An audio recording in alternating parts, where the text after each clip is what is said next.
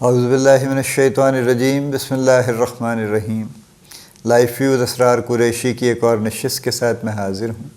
اللہ پاک مجھے اچھی بات عطا فرمائے اور اس بات کو آپ تک اچھے طریقے سے پہنچانے کی توفیق عطا فرمائے، آمین۔ آج کا جو ٹاپک ہے یہ میری لسٹ میں میری طرف سے شامل نہیں تھا، میرے ذہن میں نہیں تھا آنیسٹلی۔ میرے ایک پرانے کولیگ ہیں، انہوں نے مجھے میسیج کیا کہ جی اس ٹاپک پہ بھی بات کرنی چاہیے، اینڈ آئی لائکڈ اٹ۔ یہ اچھا امپورٹنٹ ٹاپک ہے۔ یہ ٹاپک ہے جس کو ہم حسد کہتے ہیں، رقابت کہتے ہیں۔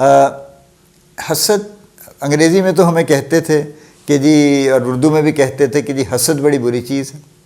اس پہ تو پوری سورہ فلق نازل ہوئی ہے، ٹھیک ہے، کہ اللہ تعالیٰ مجھے حاسد کے شر سے بچائے جب وہ حسد کرے۔ اور دوسرا ہے جی رشک۔ رشک بڑی اچھی چیز ہے، پازیٹیو چیز ہے، اور یہ انوی ہے، اور وہ جیلسی ہے۔ حسد، رشک، انوی ہے، اور انوی حسد جب آپ کرتے ہیں تو آپ یہ کہتے ہیں کہ اس کے پاس یہ کیوں ہے جو میرے پاس نہیں ہے، اور اگر میرے پاس بھی ہے تو بھی اس کے پاس کیوں ہے تو بھی صرف میرے پاس ہونا چاہیے، اور اگر میرے اور اس کے پاس دونوں کے پاس ہے تو مجھ سے تھوڑا بہتر کیوں ہے اس کے پاس۔ اگر میرے پاس آئی فون 12 ہے تو اس کے پاس آئی فون 15 کیوں ہے آخر، ٹھیک ہے۔ تو یہ تو حسد ہے جی۔ اچھا جی، رشک کیا ہے جی؟ کہ رشک یہ ہے کہ آپ کہتے ہیں کہ ہاں بھئی یہ مجھ سے زیادہ جانتا ہے، مجھ سے بہتر ہے، مجھ سے زیادہ ہینڈسم ہے، مجھ سے زیادہ خوبصورت ہے، مجھ سے زیادہ پیسے والا ہے، تو ٹھیک ہے، اللہ کرے مجھے بھی مل جائے، ٹھیک ہے۔ تو بڑی اچھی پازیٹیو ایک سوچ ہوتی ہے جو رشک میں شامل ہوتی ہے۔ آئی تھنک دس از آل، بس ایسے ہی ہے۔ کوئی ایسا بیچ میں کوئی ایسی گہری لائن نہیں ہے دونوں کے درمیان کہ رشک اور حسد کو ہم کیٹیگری ہی الگ کر دیں اور کہیں کہ جی الگ الگ چیز ہیں، بلکہ انفیکٹ انگلش میں تو envy is used more in terms of jealousy actually rather than anything else۔ envy پہ پورا آپ سبجیکٹ پڑھ لیجئے، پورے چیپٹرز پڑھ لیجئے، سائیکالوجی پوری پڑھ لیجئے envy کے اوپر، آپ انتہائی نیگیٹو گفتگو ہے ساری کی ساری، کہیں کوئی پازیٹیو بات نہیں ہے لکھی ہوئی۔ یہ ہم نے پتہ نہیں کیوں اور کس چکر میں رشک اور اس کو ہم نے کر دیا کہ جی میرے رشک کمر نصرت فتح علی خان بھی گا گئے، شاید اس سے بھی شاید کو فرق پڑا ہوگا۔ Coming back to the topic, حسد ہم کیوں کرتے ہیں؟ ٹھیک ہے، دیکھیں نا، سب سے زیادہ حسد وہ شخص کرتا ہے، نمبر 1، جو وہ چیز حاصل نہیں کر پاتا۔ اس کا جی تو بہت چاہتا ہے، سب کا جی چاہتا ہے، لیکن وہ چونکہ نہیں حاصل کر پاتا فار واٹ ایور ریزن، اس کے ذرائع آبویسلی نہیں تھے، اس کے پاس کوشش کے باوجود یا بغیر کوشش کیے وہ نہیں اس سے زیادہ کچھ کر سکا، تو اب وہ حسد کر سکتا ہے، ہر کسی سے کرتا ہے۔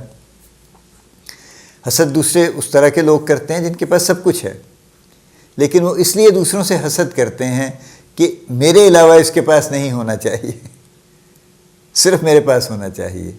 وہ بھی حسد کی ایک بڑی ٹپیکل شکل ہے جہاں پہ لوگ حسد کر رہے ہیں کہ جی بس ٹھیک ہے، یہ گاڑی صرف میرے پاس ہو سکتی ہے، یہ والی امپورٹ میں کروں گا، اور جس دن اگر کوئی لے آئے گا اور تو میں جا کے بیچ دوں گا اس کو۔ I don't want anybody else to have this actually, ٹھیک ہے۔ آئی ایم شیور میں نے کسی ٹاک میں کہا تھا کہ میں نے ٹیسلا بھی دیکھی ہے، تو مجھے لگتا ہی ہے کہ ٹیسلا جن صاحب نے امپورٹ کی ہے انہوں نے اسی خیال سے کی ہے کہ اگر میرے علاوہ کسی نے کی تو بس میں اس کو بیچ دوں گا۔ پھر میں معذرت، میں ان کو جانتا نہیں ہوں، میں اس لیے لائٹر ٹون میں بات کر رہا ہوں، میں کوئی ایسی کرٹیسزم کی بات نہیں کر رہا ہوں۔ تو حسد کی دوسری شکل ہے، ایک یہ کہ کچھ نہیں ہے تو اس کے پاس کیوں ہے، دوسری شکل یہ ہے کہ میرے پاس بھی ہے، بہت کچھ ہے، لیکن اس کے پاس کیوں ہے، اس کے پاس مجھ سے کم ہے، وہ بھی کیوں ہے، وہ بھی نہیں ہونا چاہیے۔ I should be the only one having that, ٹھیک ہے۔ اور پھر یہ کون سی چیز ہے جس کے لیے ہم حسد کرتے ہیں؟ وہ تو پھر سینکڑوں ہزاروں کی تعداد میں، ٹھیک ہے نا۔ یعنی چہرے کی رنگت سے لے کے چہرے کے نقوش، ایک اوور آل امپریشن، بات کرنے کا طریقہ، آواز، اٹھنا بیٹھنا، کپڑے پہننے کا طریقہ، چلنے پھرنے کا طریقہ، لوگوں سے ملنے جلنے کا طریقہ، اس کے علاوہ تعلیم میں بھی کون سی تعلیم، انگریزی اردو کون سی تھی، پھر اس کے بعد کون سے ادارے سے پڑھا تھا، انگریزی میڈیم بھی پڑھا تھا تو کون سے ادارے سے پڑھا تھا، بڑے اسکول تھا، چھوٹا اسکول تھا، فیملی، اس کی فیملی کیا ہے، میری فیملی کیا ہے، اس کی ذات کیا ہے، میری ذات کیا ہے، کوئی ایک چیز تو نہیں ہے. تو میں نے کہا نا ہزاروں چیزیں ہیں جن کی بنیاد پہ ہم رات دن 24 گھنٹے حسد کرتے ہیں. کیوں ہے یہ کیوں ہے؟ دیکھیں نا پاکستان میں اربوں روپے کی بکتی ہیں رنگ گورا کرنے والی کریمیں. ٹھیک ہے، اربوں روپے کی بکتی ہیں. یہ تو فگر آتی نہیں سامنے نا، اس لیے ہمیں پتہ نہیں چلتا. ایک ایک brand is worth multi billion rupees. جو بڑے برانڈز ہیں جو پتہ نہیں کدھر بنتے ہیں لیکن وہ بکے چلے جا رہے ہیں. پورے پاکستان میں بکتے ہیں اس لیے کہ ہر کسی کو گورا ہونا ہے، اس لیے کہ ٹی وی نے اس کو اتنا گلیمرائز کر دیا ہے. ہر ایڈورٹیزمنٹ نے جو رنگ گورا کرنے والی کریم کی نہیں بھی ہے، اس نے باقی جو جتنی بھی اس نے کمرشلز بنائے ہیں اس میں انہوں نے گورے رنگ کو اتنا انہوں نے فینٹیسائز کروا دیا ہے لوگوں کو کہ اس کے بغیر وہ سمجھتے ہیں کہ کچھ نہیں ہو سکتا.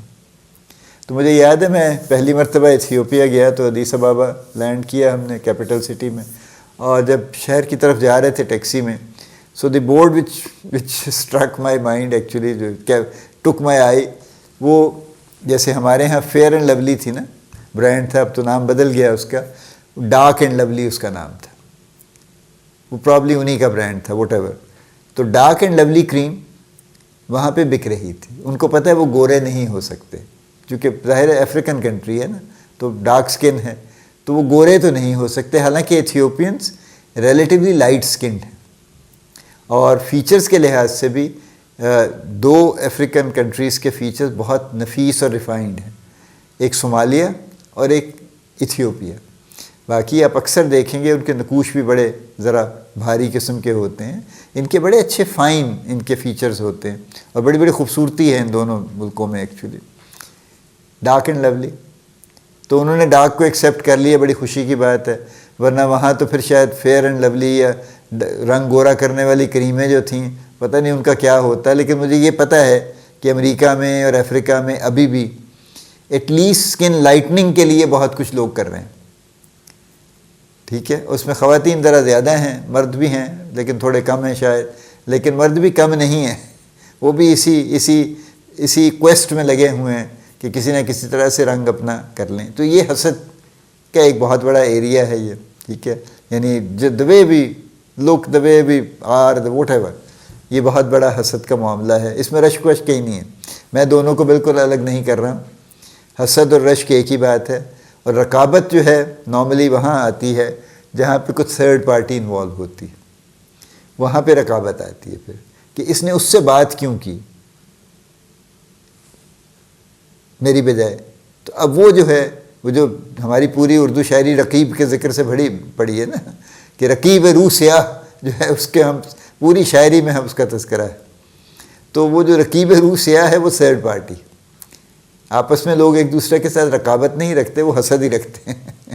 لیکن اصل جو رقابت ہے جس کو آپ کہتے ہیں نا، یہ کاروباری رقابت ہے. کاروباری رقابت بنیادی طور پہ کمپٹیشن ہے جس کو ہم کاروباری رقابت کہتے ہیں، لیکن وہ بنیادی طور پہ حسد ہے ایک دوسرے کے ساتھ.